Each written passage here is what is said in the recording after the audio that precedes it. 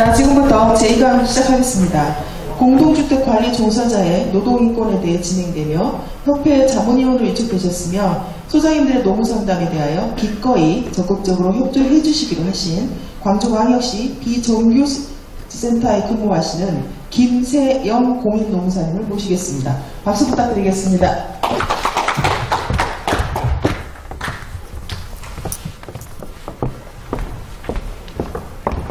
안녕하십니까. 방금 소개받은 김세영 노무사입니다. 네, 저희가 광주시에서 민간위탁으로 운영되고 있는 비정규직 지원센터인데요. 비정규직 지원센터이기 때문에 비정규직 노동자들에 대한 관심이 아주 많습니다. 그런데 이제 알고 보니 공동주택에 근무하시는 노동자분들의 비정규직 비율이 상당히 높은 것으로 지금 나타났습니다. 저희가 작년에 광주광역시 내에 있는 1139개 단지를 전수조사를 해서 종사자분들의 고용 환경을 조사를 했습니다. 보시면 종사자분들 70% 정도는 경비청소원 분이시고 또 10% 정도가 관리소장님 비율로 나타났는데요. 이 중에 입대위의 자치관리, 그러니까 직접 고용된 비율을 보니 실은 경비청소 같은 경우에는 대부분이 용역업체, 간접 고용으로 나타났고 관리소장님이나 격리회계원 분들은 비율이 의외로 이제 자치관리 비율이 높은 것으로 나타났습니다. 근데 저희가 이제 이 결과를 보고 자치관리가 이렇게 높으면 관리소장님들의 정규직 비율도 상당히 높겠구나라고 생각을 했는데요.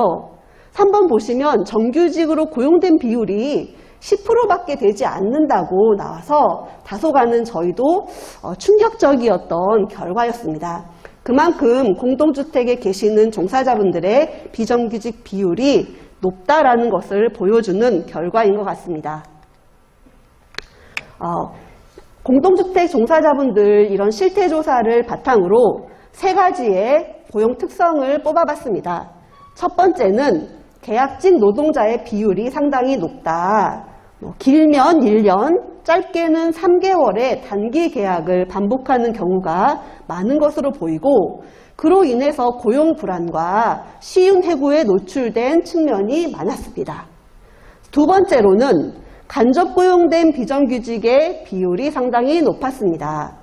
용역업체, 위탁업체 변경 시에 고용과 근로조건 승계 문제가 발생이 되고 또 퇴직금 연차 문제, 또 사용자가 둘이다 보니까 그 속에서 노동자들이 겪는 고충이 많은 것으로 보여지고요. 세 번째 특성으로는 아파트라는 특성상 입주민들을 상대해야 되는 감정노동자이다 라는 부분입니다. 입주민 갑질로 인한 그런 여러 사회 이슈들이 하루가 멀다 하고 뉴스에 나오고 있는데요. 이 속에서 노동자들이 받는 입주민의 폭언 폭행 부분이 심각한 상황이다라는 부분, 이 세 가지 부분을 좀 특성으로 꼽아봤습니다. 오늘은 이 세 가지 특성에 따라서 벌어질 수 있는 법적인 쟁점 문제, 그리고 법적인 부분뿐만 아니라 우리 노동자들의 노동인권 보호를 위해서 어떤 부분을 좀 조치를 취해야 되는지 이런 부분을 말씀드리고자 합니다. 자, 앞에서 보면 이제 관리소장님들도 90% 정도가 계약직으로 나타났는데요. 이 계약직 노동자에 따른 특성들을 법적인 쟁점들을 좀 가져와 봤습니다.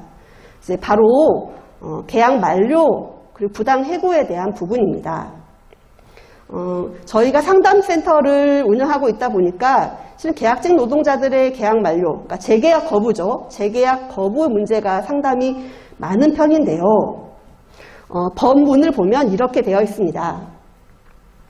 타용자는 2년을 초과하지 않은 범위에서 기간제 노동자를 고용할 수 있다라고 되어 있습니다. 그러니까 2년이 안 된 경우에는 이제 기간제로 쓸 수 있지만 두 번째, 2년을 초과하여 기간제 근로자로 고용된 경우에는 그 기간제 노동자는 정규직 노동자로 본다라고 되어 있어요.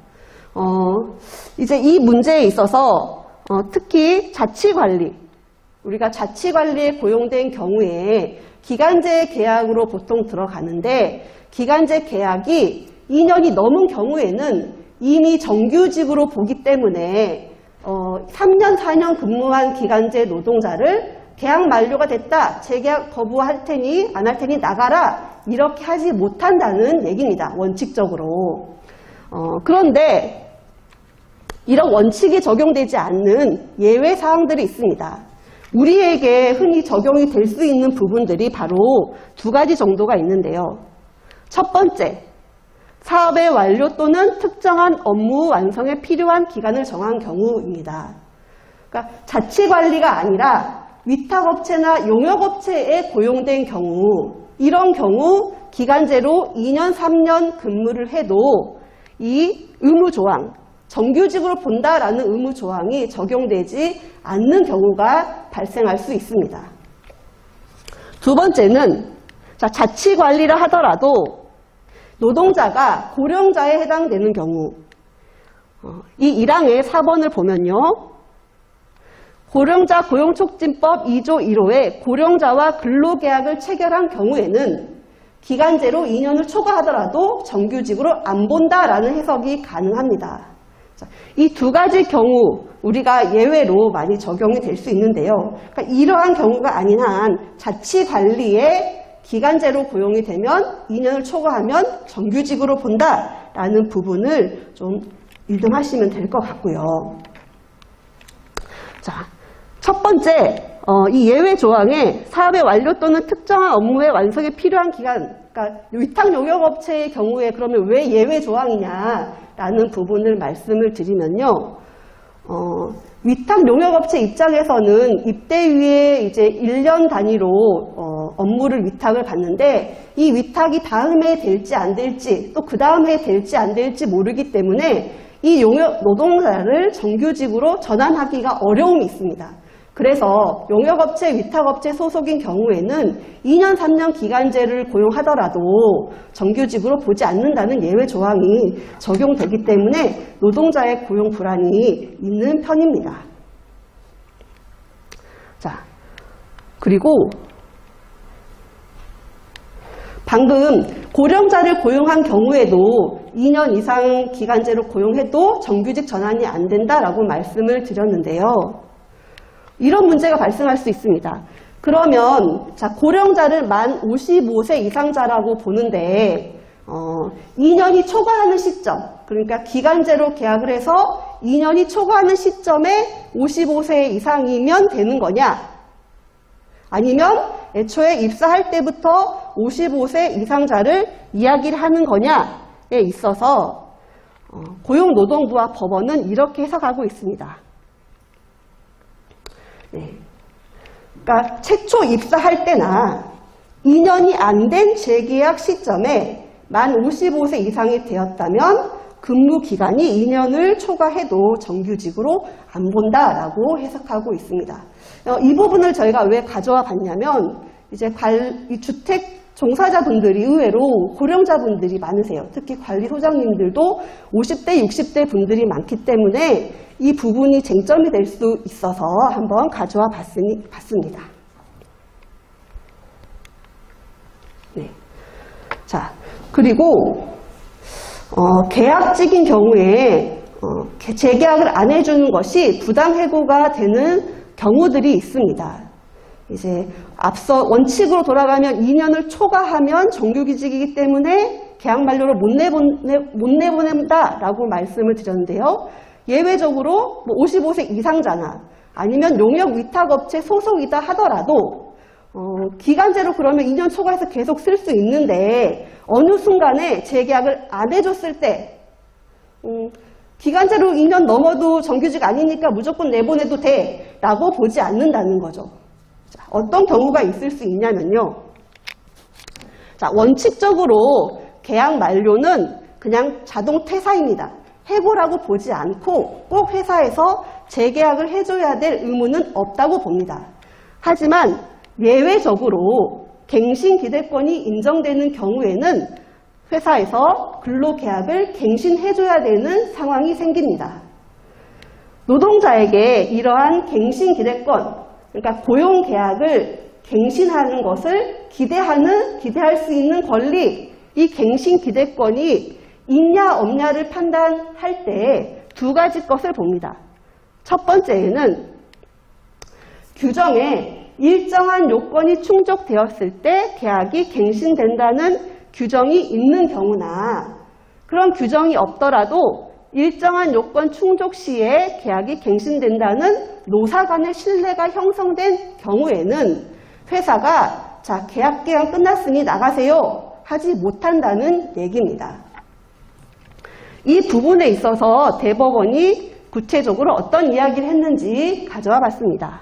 자, 기간을 정하여 근로계약을 체결한 근로자, 계약직 근로자죠. 계약직 근로자는 계약이 끝나면 당연히 신분관계는 종료되는 것이 원칙이나 첫 번째, 근로계약, 취업규칙, 단체협약에 일정한 요건이 충족되면 정규직으로 전환된다는 취지의 규정을 두고 있거나 예를 들어서 자, 계약직의 경우에는 계약기간이 끝나면 인사평가를 해서 60점 이상자는 계약을 갱신하겠다라는 조항 그리고 이런 조항들이 하나의 예시가 될 수 있는 거죠.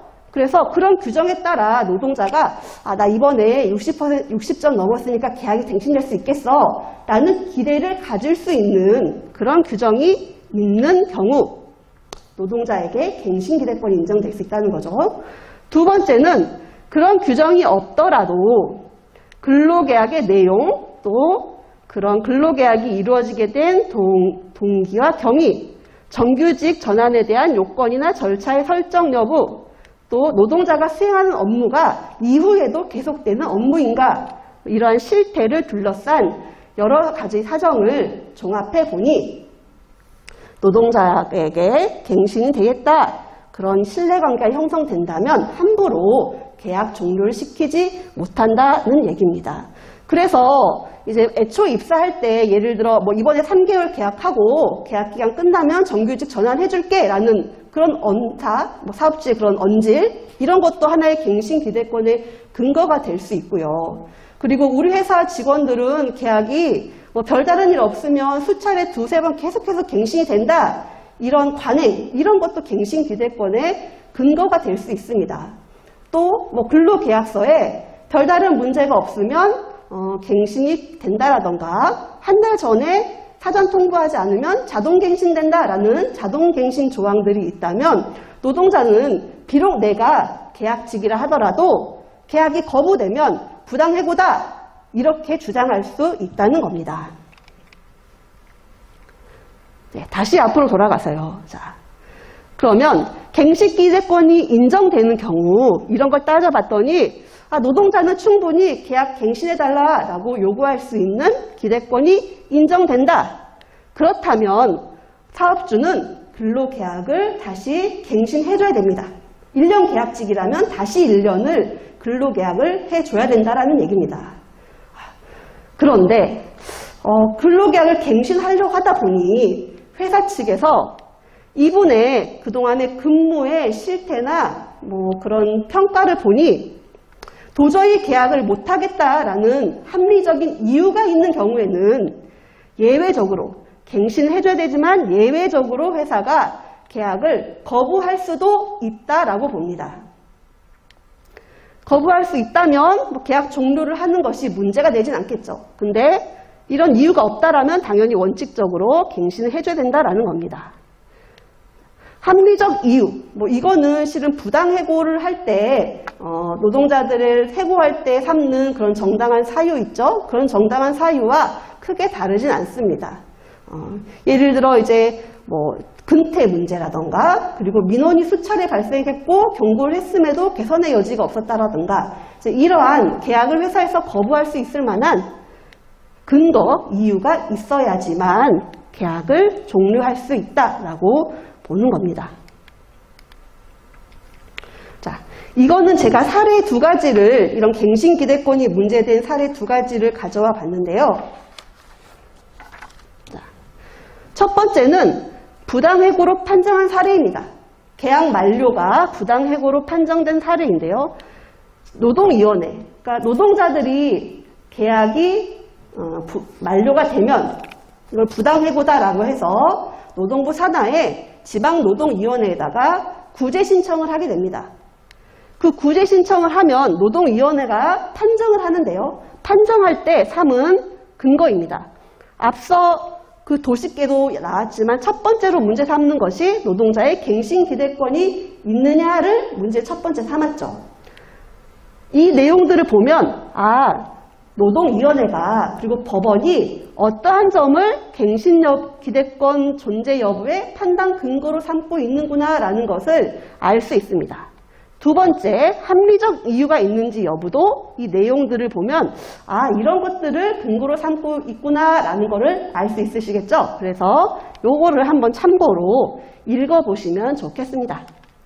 두 번째는 앞에는 부당해고다, 계약 거절이 부당해고다 라고 판정한 사례이고, 두 번째는 계약 거절이 정당했다, 회사가 계약 거절해도 이거는 문제가 된 상황이 아니다 라고 판정한 사례입니다. 똑같이 첫 번째는 갱신 기대권이 있는지, 두 번째는 그런 갱신 거절에 합리적인 이유가 있는지를 살펴봤습니다.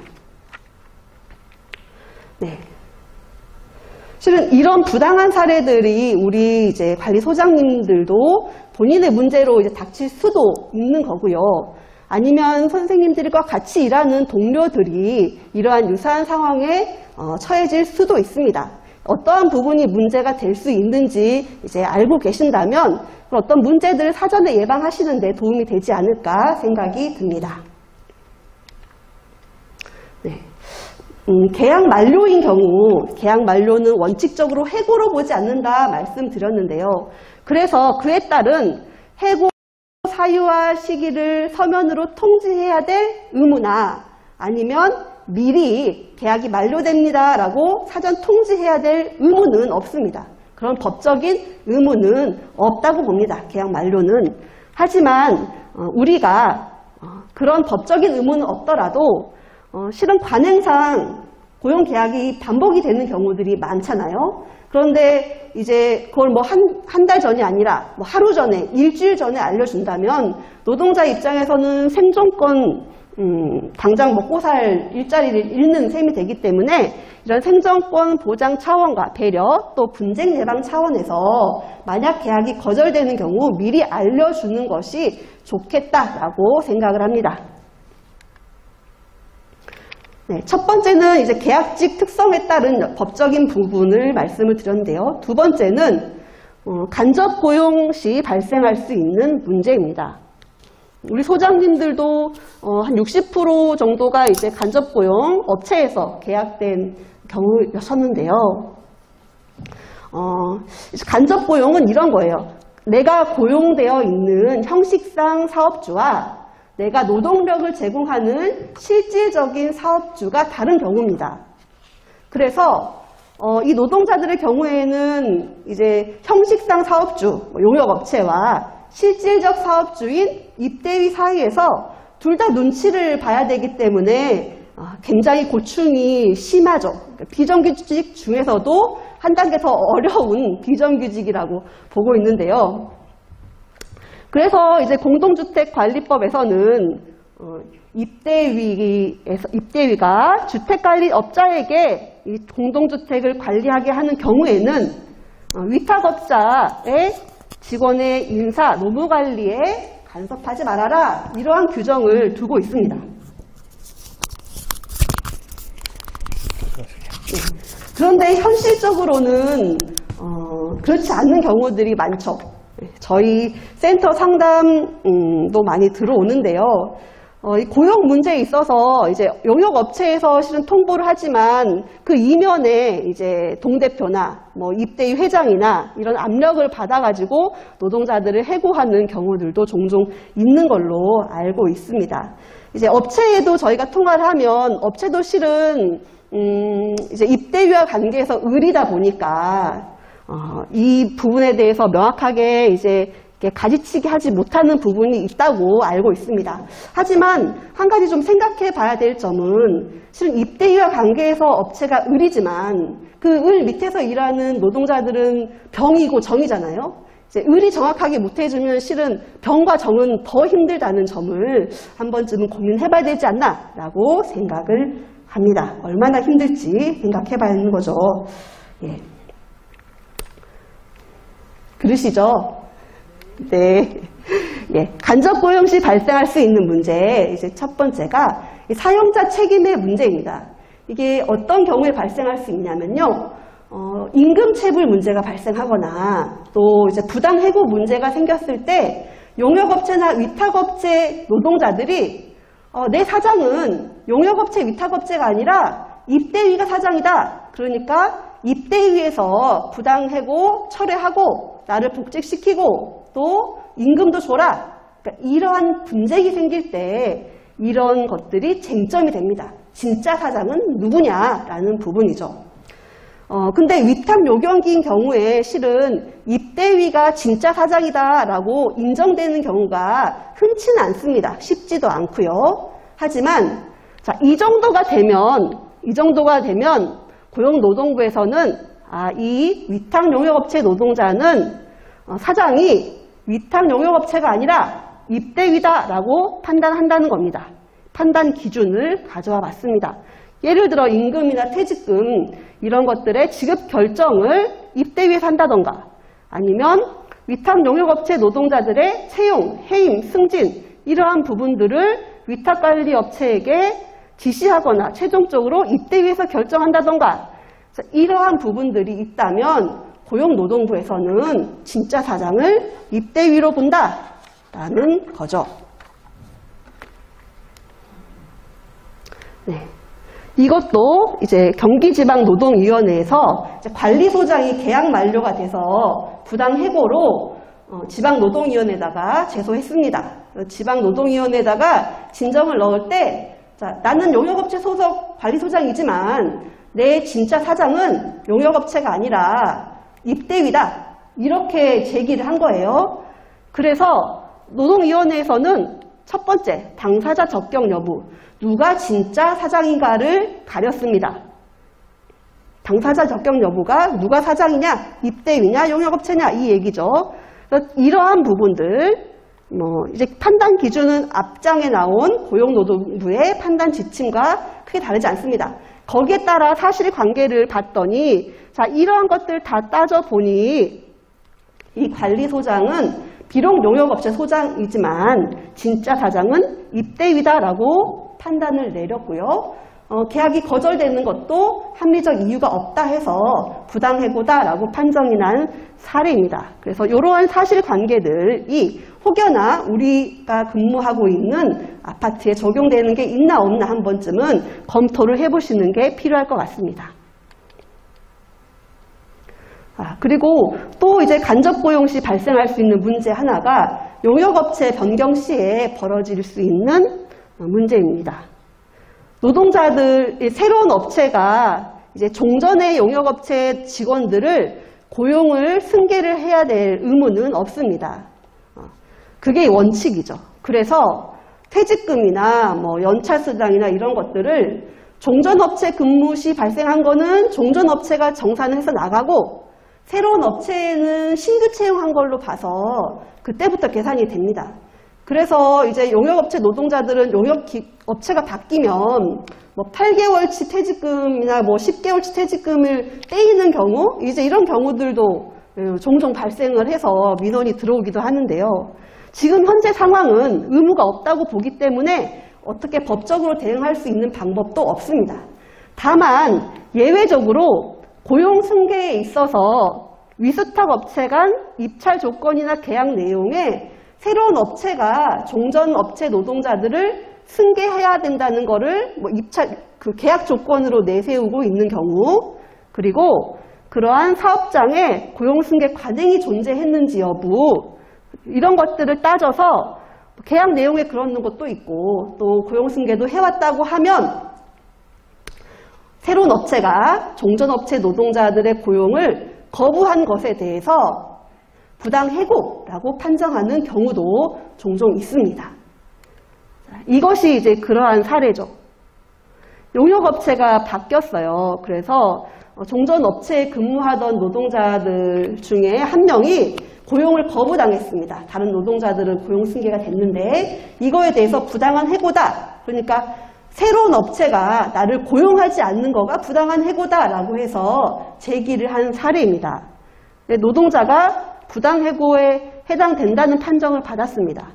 그래서 고용승계 기대권, 그러니까 새로운 업체가 종전업체 노동자를 고용해야 되느냐라는 걸 따져보니 고용승계되어서 계속 해왔던 점, 이미 이전에도 업체가 바뀌었을 때 계속 고용이 승계되어 왔던 점, 그리고 용역계약의 특수 조건에 그러한 고용승계를 명시하고 있고 또 이번에 새로운 업체가 고용한 걸 보니 이 사람만 빼고 다 고용을 했다.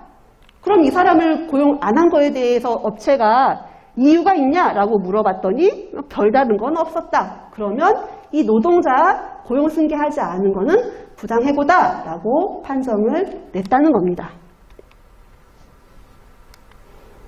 네. 자, 이거는 제가 중간에 하나 좀 껴놨는데요. 이제 연차 휴가가 실은 이제 몇 년 전에 바뀌어가지고 저희 센터에 워낙 연차 휴가에 대한 질문들이 많아서 좀 가져와 봤습니다. 연차 휴가 산정 방법, 이제 소장님들은 이제 기본적으로 좀 알고 계실 테지만 요즘 자주 들어오는 상담 중에 하나가 이제 이 1년 미만 연차 11개가 이제 새로 생겼잖아요. 이 11개의 1년 미만 연차는 쓰지 않으면 돈으로 주지 않는다. 돈으로 안 줘도 된다. 그러니까 연차를 써라. 돈으로 안 줄 거니까 써라. 이제 이런 경우들이 많다고 해요.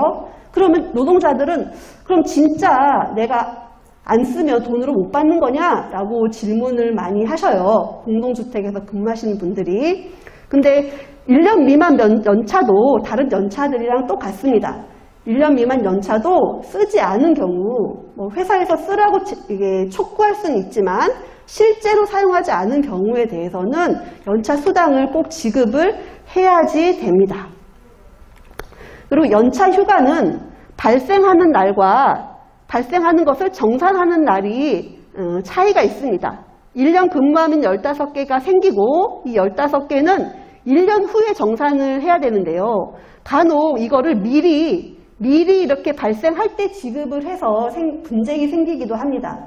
왜냐하면 이때 연차는 정산할 때 2022년 시급으로 정산을 해줘야 되는데 발생할 때 지급을 해버리면 2021년도 수당으로 지급을 해서 시급 차이가 나는 거죠. 뭐 최저임금 인상분만큼. 그래서 법적인 문제가 아주 뭐 금액으로 따지면 뭐 작을 수는 있지만 분쟁이 발생하므로 유의하실 필요가 있습니다. 네. 자, 세 번째 쟁점은 이제 우리도 감정 노동자다라는 겁니다. 저희 이제 뉴스 이제 기사를 검색해 보니까 이제 주택관리사 소장님, 관리소장님 중에 입주민의 이제 칼 맞아가지고 돌아가신 분도 있으시다고 들었어요. 실은 우리가 매번 그 입주민 분들을 상대하기 때문에 뭐 폭언, 폭행이나 또 어떨 땐 성희롱 이런 부분에 많이 노출이 되어 있는 직종입니다. 그런데 우리가 이런 거에 대해서 뭐 직장 생활이니까 어쩔 수 없지, 뭐 우리 일이 이러니까 어쩔 수 없지 이러면서 넘어가는 경우들이 많은데 그렇게 쉽게 봐서는 안 될 문제라고 생각을 합니다. 왜냐하면 이러한 문제는 우리의 업무 환경을 굉장히 악화시키는 문제이고 위험 요소입니다. 건강을 위협할 수도 있고 현실적으로 폭언, 폭행이 나에게 이제 위험을 미칠 수 있는 거죠. 그리고 이러한 부분은 사업주가 관리해야 될 책임이 있습니다. 그런 위험 요소로부터 노동자들을 보호해야 될 책임이 있다고 봅니다. 그래서 산업안전보건법에도 산업안전에 관한 보건법에도 노동자들을 고객 응대 노동자들을 보호해야 하는 사업주의 책임에 대해서 적고 있습니다. 이런 부분들을 이제 왜 가져왔냐? 저도 아파트 관리사무소에 이제 몇 번 일이 있어서 방문을 하면 이런 거 이제 들어갔을 때 관리사무소에 이제 우리가 고객응대 노동자임을 좀 제시를 하고 뭐 문구나 이런 부분들을 알리는 것도 좀 좋았겠다라는 생각이 좀 들더라고요. 네. 산업안전보건법에는 고객응대 노동자에 대해서 고객의 폭언, 폭행 또 그 밖의 적정 범위를 벗어난 신체적, 정신적 고통을 유발하는 행위를 예방하기 위해 이러한 조치를 사업주가 해야 된다라고 되어 있어요. 한 가지 실은 우리 공동주택 관리 종사자가 이 고객응대 노동자에 포함이 되냐 안 되냐라는 부분이 논란이 있긴 합니다. 하지만 우리가 이러한 위협에 노출되어 있다라는 점을 실은 부정할 수는 없을 거예요. 그렇다면 이러한 부분들을 예방하기 위한 조치들을 우리 회사 혹은 아파트에 어떻게 적용을 해서 우리 노동자들을 보호할 수 있을까를 한 번쯤은 고민해 보는 것이 필요할 것 같습니다. 자, 두 번째, 이제 연이어서 앞조항과 연이어서 이제 사업주는 고객응대 노동자에게 건강장애가 발생하거나 혹은 발생할 현저한 우려가 있는 경우에는 이러한 조치를 취하도록 하고 있어요. 그러니까 앞의 조항은 미리 예방하기 위해서 이런 조치를 해라라는 거고, 이거는 실제로 건강장애, 뭐 정신질환이라던가 아니면 신체적 뭐 어떤 상해라던가 이러한 것이 발생했거나 또 현저한 우려가 있을 때 이런 걸 하라는 거죠. 뭐 입주민이 막 쫓아 들어와서 막 폭행을 하려고 해요. 그러면 사업주는 이러한 조항들을 하도록 해야 된다는 얘기입니다. 업무의 일시적 중단, 전환, 그러니까 잠깐 쉬고 피해 있어라, 뭐 쉬고 와라 이런 거라던가 휴게 시간을 연장해 준다라던가 또 폭언 등으로 인한 건강장애 관련 치료 및 상담 지원, 또 네 번째는 관할 수사기관 및 법원에 증거물을 제출하는 등 이로 인한 고소고발, 손해배상 청구를 하는데 필요한 지원까지 사업주가 해줘야 될 의무가 있습니다. 그리고 이러한 것들을 요구했다고 해서 사업주가 불이익한 처분을 해서는 안 됩니다. 자, 이 부분은 실은 지금 법 조항에는 고객응대 노동자에게 이런 걸 해라라고 되어 있는데요. 자, 저번 주 24일 날 법이 개정이 되었습니다. 그래서 이 조항은 내가 앞에 이제 우리가 고객응대 노동자냐 아니냐의 논란이 있다고 했잖아요. 근데 그 논란과 무관하게 우리에게도 앞으로 6개월 후부터 적용되는 조항입니다. 그래서 법조항이 바뀌어서 고객에 의해서 이러한 위협이 있다면 이러한 조치들을 사업주가 해야 되는 거죠.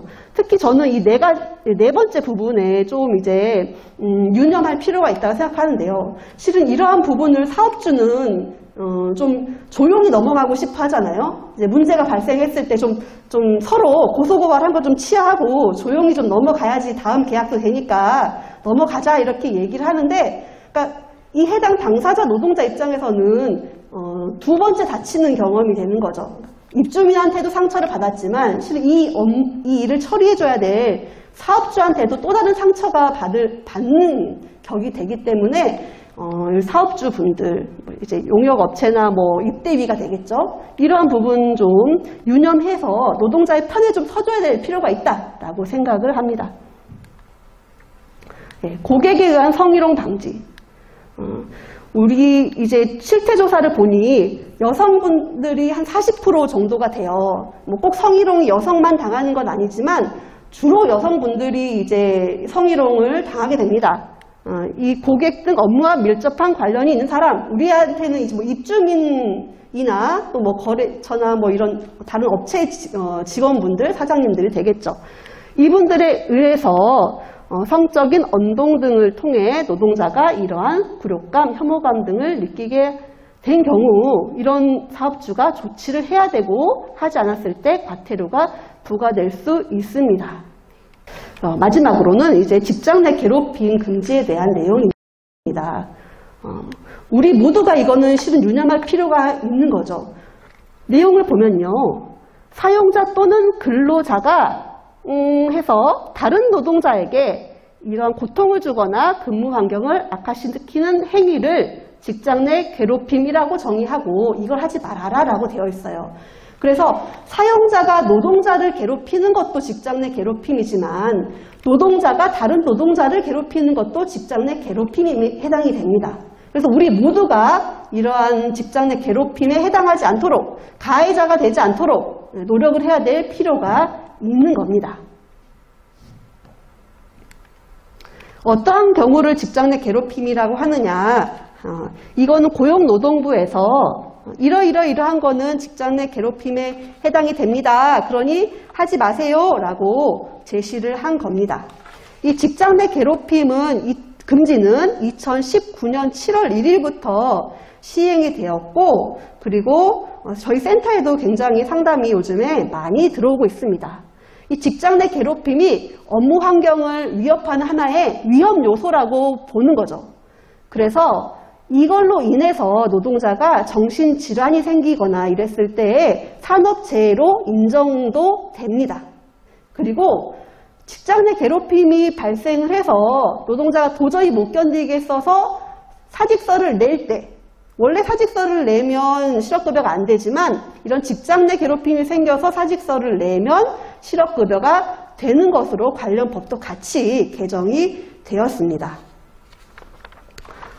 되도록이면 발생하지 않아야 되는 거겠죠. 네. 그러면 직장 내 괴롭힘이 발생했을 때 사업주는 어떤 조치를 해야 되느냐 같이 보겠습니다. 누구든지 꼭 피해자가 신고를 하지 않아도 되고요. 누구든지 직장 내 괴롭힘 발생 사실을 알게 되면 사용자에게 신고할 수 있습니다. 자, 이 사용자는 꼭 사업주만을 이야기하지 않습니다. 이 사용자는 사업주뿐만 아니라 사업의 경영 담당자 또 사업주를 위해 행동하는 자도 포함이 될 수 있어서 이 사용자에 우리 관리소장님들도 포함이 될 수가 있습니다. 왜냐하면 직원들의 총 책임자니까요. 그래서 직원들의 중 누구든지 이런 사실이 발생하게 되면 소장님들께 이거 좀 해결해 달라고 요청이 들어올 수도 있습니다. 그러면 사용자는 이런 신고를 접수를 하거나 아니면 신고가 없더라도 본인이 좀 문제가 있는데? 라고 인지한 경우에는 지체 없이 사실조사를 실시를 해야 됩니다. 자, 그리고요. 지금 저번 주 24일 날 또 법이 개정이 되어서 사실조사를 실시해야 된다라는 조항에 덧붙여서 당사자에게 객관적으로 사실조사를 해야 된다라고 요건이 강화가 되었습니다. 자, 그리고 조사 기간 동안 피해를 주장하는 노동자, 피해 근로자에게는 이 노동자에 대해서 근무 장소를 바꿔주거나 가해자로 지목한 사람이 있을 거 아닙니까? 그러면 근무 장소를 바꿔주거나 아니면 좀 쉬어라, 유급휴가를 주는 이러한 조치를 해야 되고요. 근데 이걸 할 때에도 이 노동자가 아닙니다. 나는 그냥 나갈랍니다. 제가 피해자인데 왜 제가 휴가를 갑니까? 이렇게 나오는 경우에는 그 의사에 반해서 조치를 해서는 안 됩니다. 그러니까 피해자를 보호해야 된다라는 의미겠죠. 이건 조사 과정에서 해야 되는 조치입니다. 그리고 또 법이 이제 추가가 된 것이 저번 주 목요일날 추가가 된 것이 이 조사를 할 때 신고한 자 그리고 조사 과정에 참여한 자 그리고 이 사실을 알게 된 노동자는 비밀을 엄수해야 될 책임이 생겼습니다. 이러한 알게 된 사실을 누설해서는 안 된다라는 금지 조항이 저번 주에 또 추가가 됐고요. 그리고 조사를 해보니 직장 내 괴롭힘이 진짜 있었다라고 확인된 때에는 노동자가 요청하면 장소를 변경하거나 전환 배치시키거나 휴가 등의 적절한 조치를 해야 되고요. 또 행위자는 가해자죠. 가해자에 대해서는 징계를 하거나 근무 장소 변경 등 조치를 해야 됩니다. 근데 이 경우에 가해자에 대한 조치를 할 때 피해 노동자의 의견을 들어야 돼요. 왜냐하면 피해 노동자는 신고는 했지만 이런 사실들이 막 소문나는 걸 원치 않을 수도 있거든요. 그러면 그 노동자가 나는 그냥 이 선에서 조용하게 마무리 짓고 싶다고 하면 거기에 반해서 가해자를 뭐 어떤 징계를 내리거나 이래서는 안 된다는 거죠. 그리고 이거 신고했다고 해서 불리한 처우를 해서는 안 됩니다. 자, 지금 보면 여기까지인데요. 여기 보면 그러면 만약에 사용자가 이제 근로자 뭐 서로 간에 이제 직장 내 괴롭힘이 있는 경우에 사용자한테 신고한다 치자. 근데 그럼 사용자가 직장 내 괴롭힘을 한 경우에는 어떡하냐? 그럼 내가 사용자한테 괴롭힘 당하는데 내가 그 사람한테 가서 당신 나 왜 괴롭혀 이렇게 얘기해야 되냐? 라는 법적인 문제가 생기잖아요. 그래서 직장 내 괴롭힘 조항이 2019년부터 시행이 됐는데도 실효성이 없다라는 논란이 있었어요.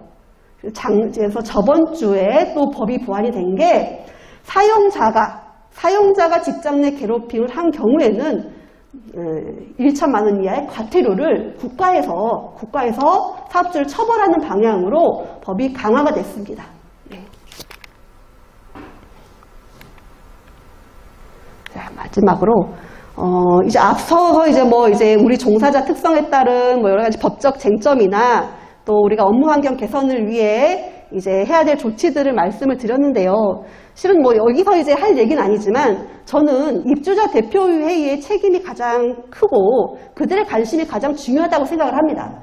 왜냐하면 공동주택이라는 것이 용역업체 사업주가 혼자 노력해서 될 수 없는 부분도 굉장히 많고 뭐 휴게 공간 문제라던가 고용 문제다 그렇죠. 또 이제 노동자들 별로 또 용역업체나 위탁업체가 다른 경우도 있기 때문에 한 용역업체의 노력만으로도 되지 않는 경우들이 있습니다. 그런 점에서 이제 우리 입주민과 입대위에서 이러한 부분에 대한 관심과 노력을 해야 될 필요가 있고 그리고 이런 관심과 노력을 호소하는 데 있어서 가장 큰 역할을 실은 또 해야 될 분들이 여기 계시는 관리소장님의 역할이 아닐까라는 또 생각도 들고요. 우리 종사자분들과 이제 그 입대위와의 사이에서 여러 가지 애를 쓰고 계시지만 뭐 이러한 부분에서도 우리가 놓치지 말고 한번 가보자라는 측면에서 좀 말씀을 드렸습니다. 자, 오늘 강의는 여기서 마치도록 하고요. 네, 감사합니다.